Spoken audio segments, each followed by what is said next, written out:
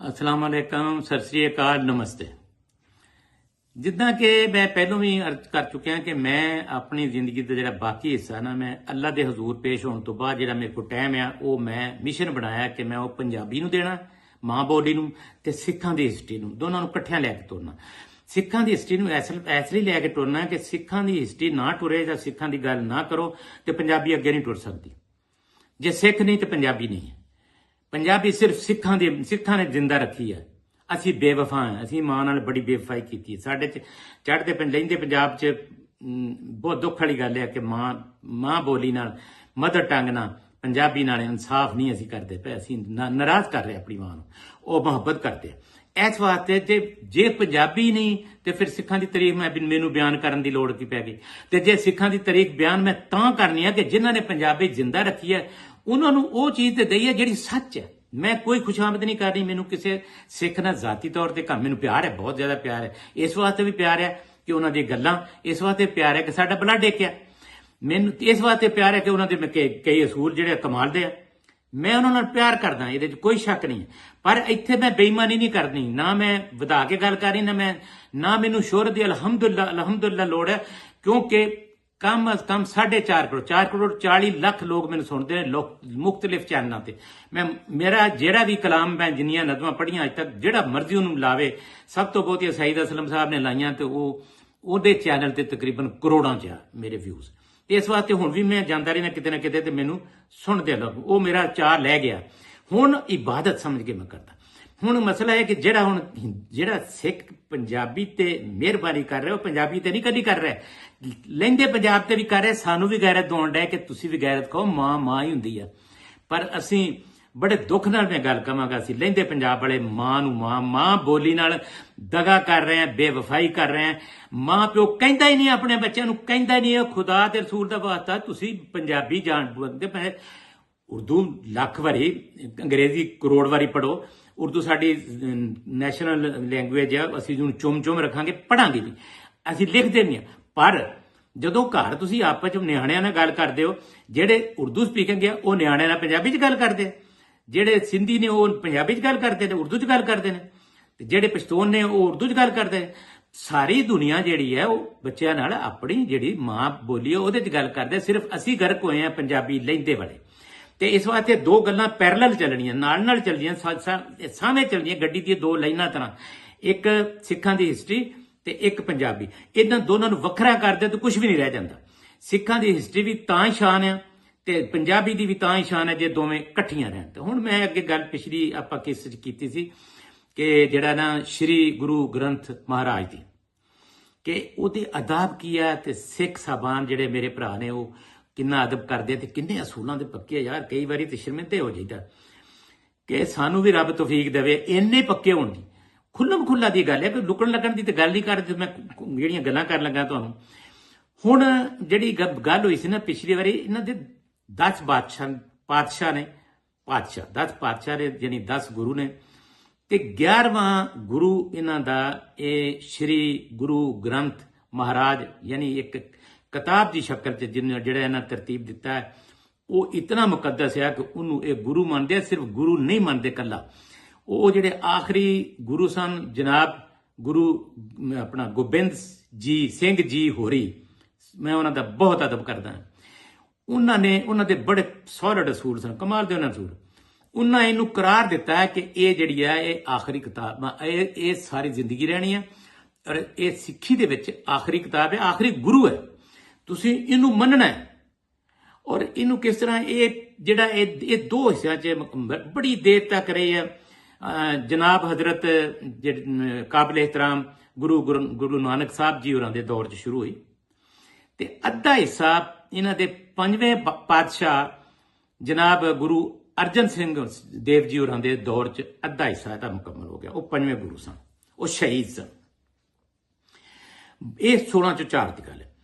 ਬਾਕੀ ਜਿਹੜਾ ਇਹਨਾਂ ਦਾ ਦੂਸਰਾ ਹਿੱਸਾ ਹੈ ਉਹ ਸ਼੍ਰੀ ਗੁਰੂ ਗੋਬਿੰਦ ਸਿੰਘ ਹੋਰਾਂ ਨੇ 1705 'ਚ ਮੁਕੰਮਲ ਕੀਤਾ। 2 ਹਿੱਸੇ ਸੀ ਇਹਨਾਂ ਦੇ। ਅੱਛਾ, ਇਹਦੇ 'ਚ ਹੁਣ ਦੱਸੋ ਇਹ ਹੈ ਕੀ?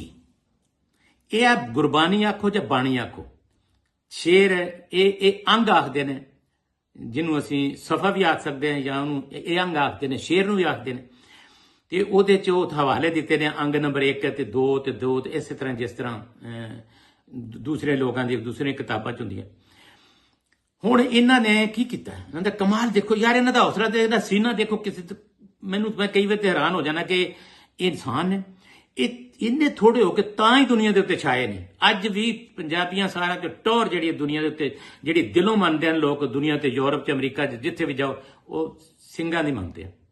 ਕਿਉਂ ਮੰਨਗੇ? ਉਹਨਾਂ ਦੇ ਅਸੂਲ ਹੈ, ਉਹਨਾਂ ਦੇ ਅਸੂਲ ਅੱਗੇ ਚੱਲਣੇ ਉਹ ਕਰਾਂਗੇ। ਲੇਕਿਨ ਬੁਨਿਆਦ ਇਹ ਦੱਸਾਂ ਤੁਹਾਨੂੰ ਕਿ ਇਹ ਜਿਹੜਾ ਗੁਰੂ ਗ੍ਰੰਥ ਸਾਹਿਬ ਜੀ ਹੈ ਨਾ, ਇਹਦੀ ਤਦਵੀਨ ਕਿੱਦਾਂ ਹੋਈ ਜਾਨੀ ਲਿਖਿਆ ਇਹਦੇ ਚ ਤਕਰੀਬਨ 4 ਮੁਸਲਮਾਨ, ਕਈ 7-8 ਹਿੰਦੂ। ਮਤਲਬ ਇਹਨਾਂ ਦਾ ਸਾਡੇ ਜਿਹੜੇ ਮੁਸਲਮਾਨਾਂ ਦੇ ਬਹੁਤ ਬੜੇ ਭਗਤ ਫਰੀਦ ਯਾਨੀ ਕਿ ਸੂਫੀ ਆਲਮ ਬਾਬਾ ਫਰੀਦ ਸ਼ਕਰਗੰਜ ਸੀ, ਉਹਨਾਂ ਨੇ ਇਹਦੇ ਚ ਬਾਣੀ ਲਿਖੀ।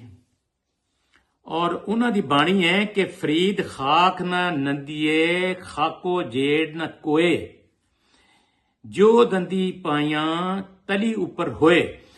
ਸਿੱਖ ਸਾਹਿਬਾਨ ਨੂੰ ਮੇਰੀ ਦਰਖਾਸਤ ਹੈ ਕਿ ਮੈਂ ਚੂੰਕਿ ਬਹੁਤ ਘੱਟ ਨੌਲੇਜ ਰੱਖਦਾ ਹਾਂ, ਚੂੰਕਿ ਇਹ ਰਿਸਰਚ ਕਰਕੇ ਮੈਂ ਇਹ ਕੋਈ ਲਫ਼ਜ਼ ਅੱਗੇ ਪਿੱਛੇ ਹੋ ਗਿਆ ਤੇ ਮੈਨੂੰ ਮਾਫੀ ਦੇ ਦੇਣਾ ਤੇ ਮੈਨੂੰ ਸਮਝਾ ਦੇਣਾ, ਨਾਰਾਜ਼ ਨਾ ਹੋਣਾ। ਤੇ ਯਾਨੀ ਇਹਦਾ ਮਤਲਬ ਹੈ ਕਿ ਉਹਨਾਂ ਨੇ ਦੱਸਿਆ ਕਿ ਮਿੱਟੀ ਨੂੰ ਬੁਰਾ ਨਾ ਆਖ, ਤੂੰ ਮਿੱਟੀ ਹੈ, ਤੈਨੂੰ ਉੱਚਾ ਵੀ ਮਿੱਟੀ ਕਰਦੀ ਹੈ। ਤੇ ਇਸੇ ਤਰ੍ਹਾਂ ਇੱਕ ਹੋਰ ਮੁਸਲਮਾਨ ਸ਼ੇਖ ਬੀਕਨ, ਉਹਨਾਂ ਨੇ ਕਿਹਾ ਬੀਕਨ ਭੂਖ ਨਾ ਜਾਏ ਭੁੱਖਾ ਬਰਮ ਨਾ ਜਾਏ, ਸੱਚੇ ਸਾਧੂ ਸੰਗ ਬੈਠ ਸਹਿਜੇ ਸੱਜ ਸਮਾਏ। ਕਿ ਜਿਹੜੀ ਭੁੱਖ ਜਿਹੜੀ ਹੈ ਨਾ, ਉਹ ਮਰਦੀ ਨਹੀਂ, ਜਿਹੜੀ ਨੈਗੇਟਿਵ ਹੁੰਦੀ ਹੈ, ਤੇ ਫਿਰ ਭਰਮ ਨਹੀਂ ਰਹਿੰਦਾ। ਜਦੋਂ ਭੁੱਖ ਨਹੀਂ ਮਰਦੀ, ਭਰਮ ਨਹੀਂ ਰਹਿੰਦਾ, ਤੇ ਕਿਸੇ ਚੰਗੇ ਬੰਦਿਆਂ ਦੀ ਸੰਗਤ 'ਚ ਬਹੁਤ ਤੁਸੀਂ ਚੰਗੀਆਂ ਗੱਲਾਂ ਸਿੱਖੋ। ਇਸੇ ਤਰ੍ਹਾਂ ਹੋਰ ਮੁਸਲਮਾਨ ਤੇ ਹਿੰਦੂ ਬਹੁਤ ਸਾਰਿਆਂ ਲੋਕਾਂ ਦੀਆਂ ਬਾਣੀਆਂ ਨੇ। ਇਹ ਕਮਾਲ ਤੇ ਹੈ ਨਾ ਗੱਲ ਕਿ ਅੱਜ ਵੀ ਇਹਨਾਂ ਨੇ ਮੁਸਲਮਾਨਾਂ ਦੀਆਂ, ਹਿੰਦੂਆਂ ਦੀਆਂ ਬਾਣੀਆਂ ਬਹੁਤੀਆਂ ਨੇ। ਸਿੱਖਾਂ ਦੀਆਂ ਬਾਣੀਆਂ ਦੀ ਘੱਟ ਲੋਕ, ਬਾਣੀਆਂ ਤਾਦਾਦ ਨਹੀਂ ਮੈਂ ਗੱਲ ਕਰ ਰਿਹਾ, ਲੋਕ ਘੱਟ ਨੇ ਜਿਨ੍ਹਾਂ ਨੇ। ਮਿਸਾਲ ਦੇ ਤੌਰ ਤੇ ਇਹ ਦੱਸੋ, ਮੈਂ ਤੁਹਾਨੂੰ ਅਰਜ਼ ਕਰਾਂ ਕਿ ਇਹ ਬਖਤ ਸ਼ੇਖ ਫਰੀਦ ਸਾਹਿਬ ਜਿਹੜੇ ਸਾਡੇ ਬਾਬਾ ਫਰੀਦ ਸ਼ਕਰਗੰਜ ਆ, ਉਹਨਾਂ ਦੀ 134 ਉਹਨਾਂ ਦੀਆਂ ਸਮਝ ਲਓ ਨੇ, ਸ਼ੇਰ ਕਹਿ ਲਓ, ਅੰਗ ਕਹਿ ਲਓ, ਬਾਣੀਆਂ ਕਹਿ ਲਓ। ਅੱਛਾ, ਇਹ ਭਗਤ ਬਾਬਾ ਕਬੀਰ ਦੀਆਂ 200।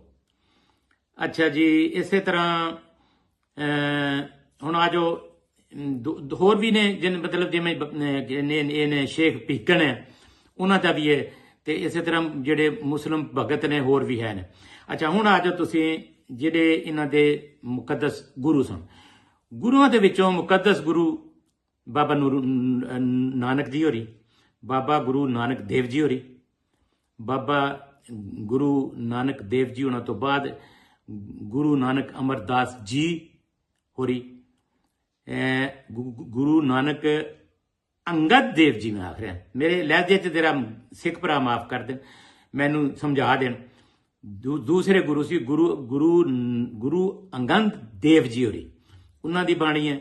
ਤੀਸਰੇ ਗੁਰੂ ਅਮਰਦਾਸ ਜੀ ਦੇਵ ਜੀ, ਉਹਨਾਂ ਦੀ ਬਾਣੀ ਹੈ। ਨੰਬਰ ਚੌਥੇ ਗੁਰੂ ਰਾਮਦਾਸ ਦੇਵ ਜੀ ਦੀ ਬਾਣੀ ਹੈ। ਪੰਜਵੇਂ ਗੁਰੂ ਅਰਜਨ ਦੇਵ ਜੀ ਦੀ ਬਾਣੀ ਹੈ ਤੇ ਬਾਣੀਆਂ ਨੇ। ਤੇ ਫਿਰ ਜਿਹੜੀ ਹੈ ਗੁਰੂ ਤੇਗ ਬਹਾਦਰ ਜੀ ਦੀ, ਤੇ ਫਿਰ ਉਸ ਤੋਂ ਬਾਅਦ ਜਿਹੜੇ ਆਖਰੀ ਗੁਰੂ ਨੇ।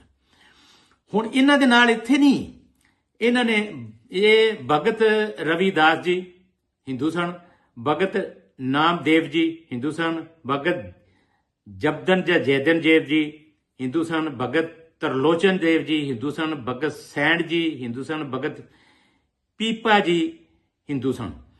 ਨਾਂ 'ਚ ਕਿਤੇ ਗਲਤੀ ਹੋ ਜਾਏ ਤਾਂ ਮੈਂ ਫੇਰ ਕਹਾਂਗਾ ਕਿ ਮੈਂ ਉਹ ਲਫ਼ਜ਼ ਨਹੀਂ ਪੜ੍ਹ ਸਕਦਾ ਜੋ ਮੇਰੇ ਸਿੱਖ ਭਰਾ ਪੜ੍ਹ ਸਕਦੇ।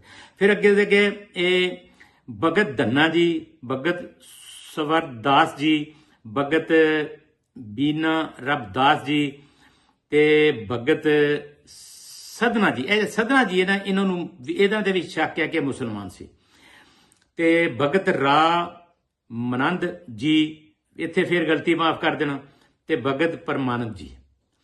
ਹੁਣ ਇੰਨੇ ਜਿਹੜੇ ਆ ਨਾ, ਇਹ 12 ਤੇ 6 18 ਤੇ 19 ਤੇ 20 ਤਕਰੀਬਨ 20 ਉਹ ਨੇ ਜਿਹੜੇ ਗੈਰ ਸਿੱਖ ਨੇ ਉਹਨਾਂ ਦੀਆਂ ਬਾਣੀਆਂ ਇਹਨਾਂ ਨੇ ਉਹਦੇ ਚ ਕਾਇਮ ਰੱਖੀਆਂ, ਦਮ ਰੱਖੀਆਂ, ਮੰਨਦੇ ਆ, ਅਮਲ ਕਰਦੇ ਆ, ਪੜ੍ਹਦੇ ਆ। ਉਸੇ ਹੀ ਮੁਕੱਦਸ ਕਿਤਾਬ ਸ਼੍ਰੀ ਗੁਰੂ ਗ੍ਰੰਥ ਮਹਾਰਾਜ ਦੇ ਵਿੱਚ ਦਰਜ ਨੇ ਤੇ ਮੰਨਦੇ ਆ ਤੇ ਸੁਣਦੇ ਆ। ਤੇ ਇਹ ਬਾਣੀਆਂ ਦਾ ਅਦਬ ਉਹ ਨਾਲ ਜਾ ਰਿਹਾ, ਖਾ ਮੁਸਲਮ ਨੇ ਜਾਂ ਹਿੰਦੂ ਨੇ, ਜਿਹੜਾ ਦੁਨੀਆ ਤੇ ਕਿਸੇ ਦੀ ਆਖਰੀ ਕਿਤਾਬ ਹੈ ਔਰ ਏਡੀ ਮੁਕੱਦਸ ਕਿਤਾਬ ਹੈ ਜਿਹਨੂੰ ਸੁਪਰ ਗੁਰੂ ਸਮਝਦੇ ਨੇ। ਉਹਦੇ ਵਿੱਚ ਵੀ ਇਹਨਾਂ ਨੇ ਤਾਸਬ ਨਹੀਂ ਦਿਖਾਇਆ ਤੇ ਸਿੱਖਾਂ ਨੂੰ ਸਲਾਮ ਕਰਨਾ ਚਾਹੀਦਾ। ਸਾਨੂੰ ਦੁਨੀਆ ਵਾਲਿਆਂ ਨੂੰ ਸੋਚਣਾ ਚਾਹੀਦਾ ਕਿ ਜਿਹਦੇ ਕਿਸੇ ਦਾ ਕੋਈ ਅਮਲ ਚੰਗਾ ਹੈ ਉਹਨੂੰ ਸਰਾਹੋ, ਸਤ ਸਲਾਮ ਕਰੋ ਉਹਨਾਂ ਨੂੰ। ਔਰ ਮੈਂ ਸਤ ਸਲਾਮ ਤੋਂ ਬਾਅਦ ਮੈਂ ਸਿੱਖ ਭਰਾਵਾਂ ਨੂੰ ਇਹ ਕਹਿਣਾ ਕਿ ਮੇਰੀ ਕੋਈ ਗਲਤੀ ਹੋਵੇ ਨਾ ਤੇ ਮੇਰੀ ਉਹ ਲਾਇਲਮੀ ਦੀ ਵਜ੍ਹਾ ਨਾਲ ਮੈਨੂੰ ਦਰਗੁਜ਼ਰ ਕਰ ਦੇਣਾ, ਮੈਨੂੰ ਸਮਝਾ ਦੇਣਾ ਤੇ ਮੈਂ ਆਇੰਦਾ ਉਹ ਗਲਤੀ ਨਹੀਂ ਕਰਾਂਗਾ, ਮੈਂ ਉੱਤੇ ਅਮਲ ਕਰਾਂਗਾ। ਤੇ ਇਨਸ਼ਾ ਅੱਲਾਹ ਤਾਲਾ ਫਿਰ ਅਗਲੇ ਵੀਲੌਗ 'ਚ ਆਪਾਂ ਮਿਲਦੇ ਹਾਂ। ਜਿਉਂਦੇ ਰਹੋ।